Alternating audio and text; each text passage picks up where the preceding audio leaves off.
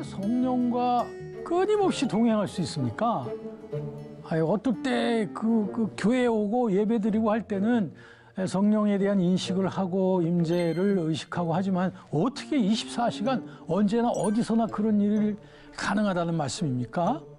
라고 하는 그런 질문들을 받곤 합니다. 한 가지 제가 직접 어떤 집사님, 남자 집사님이 이런 간증을 해주시더라고요. 어떤 집사님이 항상 운전 버릇이 굉장히 안 좋아가지고 그분 평소에 대하실 땐 굉장히 겸손하시고 점잖으신 분인데 운전대만 잡았다 하면 이분이 아주 굉장히 운전 성격이 아주 안 좋다는 거예요. 과격하고 아주 거친 운전 버릇이 막 나오고 그다음에 입도 좀 험해지고 말이죠. 이렇게 된다는 거죠. 그러면서 이 집사님이 생각하기를 나 이거 크리스찬답지 못하다. 어떻게 내가 운전할 때는 이렇게 전혀 크리스찬답지 않은 이런 모습이 나타날까 하면서 이제부터는 운전할 때도 성령님을 인정하고 성령님을 의식하고 성령의 임재 속에서 내가 운전해야 되겠다. 이렇게 결단을 했다는 거죠.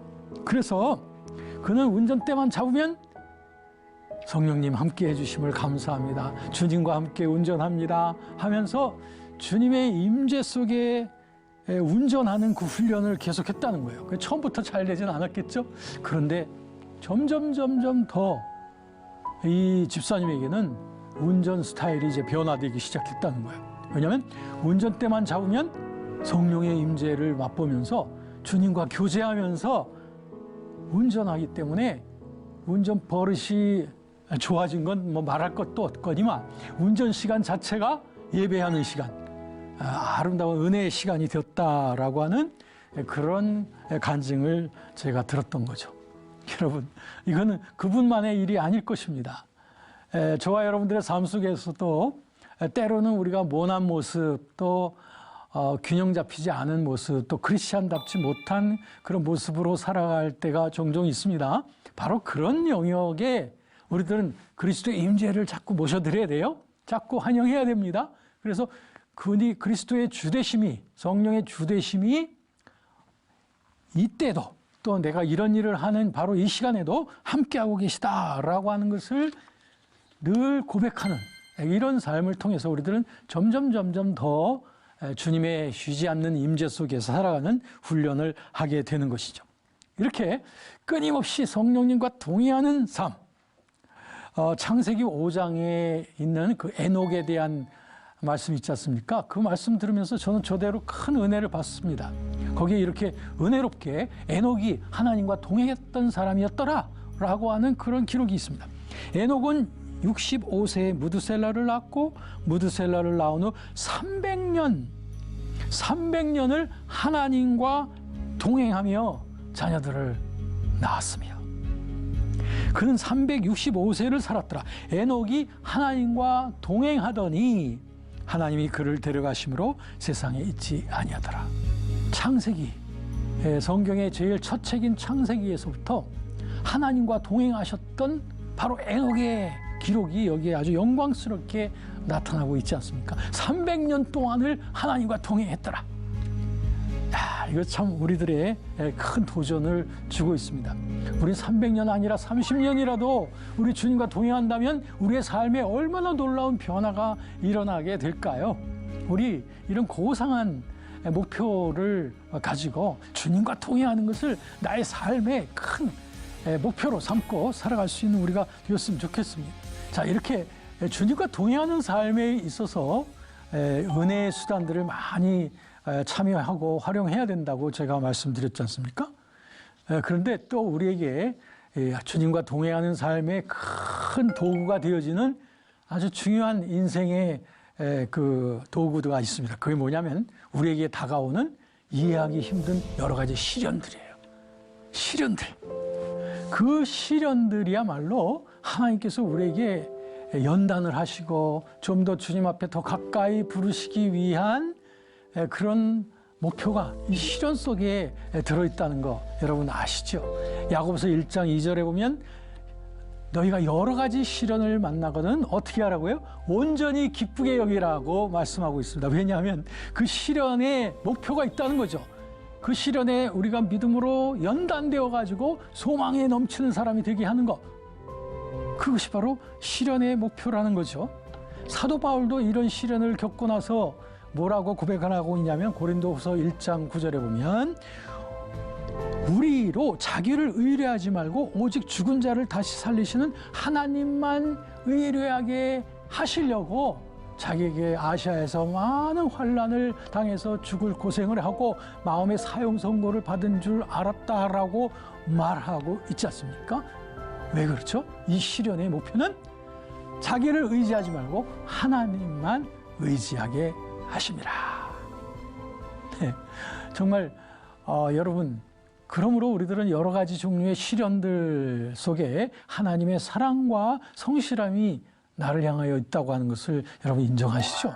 그렇다면 우리는 내가 이해할 수 없는 시련을 겪는다 할지라도 그 시련을 허락하신 하나님께서 나를 연단하시고 나를 더욱더 성화시키기 위한 그런 목표가 있다고 하는 것, 그리고 주님과 더 동행하게, 주님께 더 가까이 나아가게 하기 위한 우리 주님의 그 목표가 시련 속에 있다고 하는 거 우리가 인정한다면 우리 시련 속에서도 즐거워할 수 있는 우리가 되었으면 참 좋겠습니다. 시련 속에 즐거워할 수 있는 능력, 그것은 우리 하나님의 자녀들에게 주어진 놀라운 특권이 아닌가 생각합니다. 여러분, 그러므로 우리 신자들의 그 영혼이 온전히 그리스도께 헌신되어져야 되겠고, 그리고 우리는 주님과 중단 없는 성령의 임재의식 속에서 살아가기 위해서 우리들은 하나님의 말씀을 우리 가슴속에 우선 채워야 됩니다. 왜냐하면 에베소서 6장 17절 말씀에 보면 성령께서 하나님의 말씀을 성령의 검으로서 사용하신다라고 말씀하고 있어요. 성령의 검, 곧 하나님의 말씀을 가지라. 골로새서 3장 15절에 보니까 그리스도의 평강이 너희 마음을 주장하게 하고 그리스도의 말씀이 너희 속에 충만히 구하도록 하라고 말씀하고 있지요. 그리스도의 말씀이 우리 속에 충만할 때 그때 성령께서 그 하나의 말씀을 통해서 우리를 인도하시고 감동을 하시는 거예요.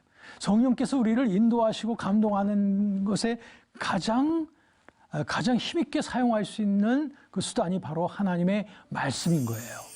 우리가 하나님의 말씀이 내 속에 없다면 성령께서는 우리를 인도하시고 우리가 감동하시기 위해서 하나님 말씀이 없는 말씀 아닌 다른 어떤 것들을 자꾸 수단으로 사용하셔야 될 거예요. 예를 들면 환상, 꿈, 예언, 이런 것들을 우리에게 사용하신다고 생각해 보십시오. 그렇다면 우리가 거기에 대한 환상이나 꿈이나 예언에 대한 해석이 잘못되어질 수도 있고요. 그것이 사람들의 주관적인 체험 속에서 잘못 해석되어질 경향성이 상당히 많습니다. 그러나 성령께서 영원하신 하나님의 말씀, 1.1획도 변함이 없는 하나님의 말씀을 통해서 우리에게 감동을 주시고 인도하신다면 그야말로 최고죠. 그러므로 우리 가슴 속에 하나님의 말씀을 채우는 일, 이거는 우리 하나님의 자녀들이 성령과 동행하는 훈련을 하기 위하여 정말 꼭 필요한 일이다, 이렇게 생각합니다. 이렇게 되어지면 우리 그리스도인들의 영혼 속에는 성령님과 동행하는 그 증거가 나타나게 되고 결국에는 우리의 마음의 모든 생각과 감정과 자유의지와 양심의 그런 기능들을 통해서도 하나님의 뜻이 드러나게 되어지고, 이렇게 됨으로 말미암아 우리의 영혼 전체가 다 하나님의 거룩한 성전으로서 하나님과 동행할 수 있는, 성령과 교제하는, 또 성령의 뜻과 인도하심이 나타나는 통로가 되어질 수 있다는 거죠.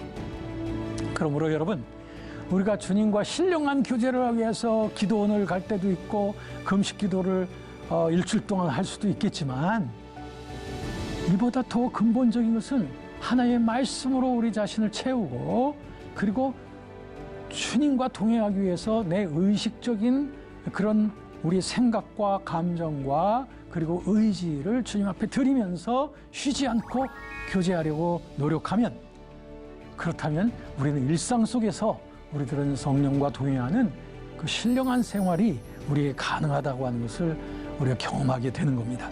신학자인 스티븐 하퍼가 이런 말씀을 했습니다. 영적 발전의 목표는 우리의 삶이 가면 갈수록 더 하나님을 알아가고 또 하나님께 나의 삶을 더 맡기고 그리고 우리의 삶에서 하나님이 하시는 일을 점점 더 많이 보는 것, 이게 바로 영적 발전의 목표다. 이렇게 말했습니다. 여러분 충분히 공감이 가시죠? 네. 자, 이제 한번 정리해 보도록 하겠습니다. 자, 성령의 주되심 두 가지 목표가 있습니다. 아까 통전적 성령론의 두 가지 키워드를 제가 말씀드렸죠. 그것은 하나는 그리스도와의 연합, 또 하나는 성령의 은사라고 그랬죠. 그것하고 이거하고 통하고 있습니다. 성령의 주되심의 목표는 그리스도와의 연합을 통하여 결국에는 그리스도처럼 되어져 가는 성화의 목표입니다. 그리스도 닮기라고 말하게 됩니다. 그리스도 닮기. 이것이 바로 그리스도와의 연합을 통해서 결국엔 그리스도 닮기를 향해서 가는 것이 내향적인 목표예요. 외향적인 목표는 이 성령은 곧 또한 권능의 영이거든요. 권능의 영이에요. 사도행전 1장 8절에 있는 대로. 그렇기 때문에 성령을 충만히 받은 자는 권능을 받아서 결국에는 세계 선교의 그 세계 복음 전파를 위하여 성령의 능력이 나타나는 거예요. 능력과 은사가 나타나는 겁니다. 자, 이 두 가지가 하나는 내향적 목표이고요. 하나는 외향적 목표입니다. 궁극적으로 우리의 삶의 궁극적인 목표는 그리스도를 닮아가는 내향적인 목표와 또 복음 전파를 위하여 성령의 능력과 은사로 충만케 살아가는 것. 이것이 바로 우리 크리스찬들, 성령 받은 크리스찬들의 삶의 목표가 되어야 된다 하는 것입니다.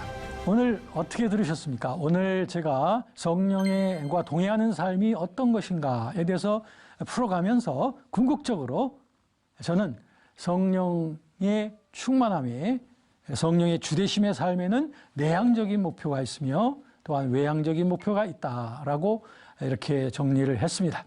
자, 여러분, 저와 여러분들의 삶이 이러한 성령님께 복종되어지는 그런 삶이 되어지길 원하고 성령이 우리를 주되심의 삶으로 우리를 다스리심으로 말미암아 내향적으로는 우리 그리스도를 점점 더 닮아가는 우리 크리스찬과 교회가 되어지기를 또 외향적으로는 성령께서 주시는 그 권능과 성령의 나타남의 은사를 통하여 우리 세계 복음화의 완수를 이루어갈 수 있는 그러한 저와 여러분들이 되어졌으면 좋겠습니다.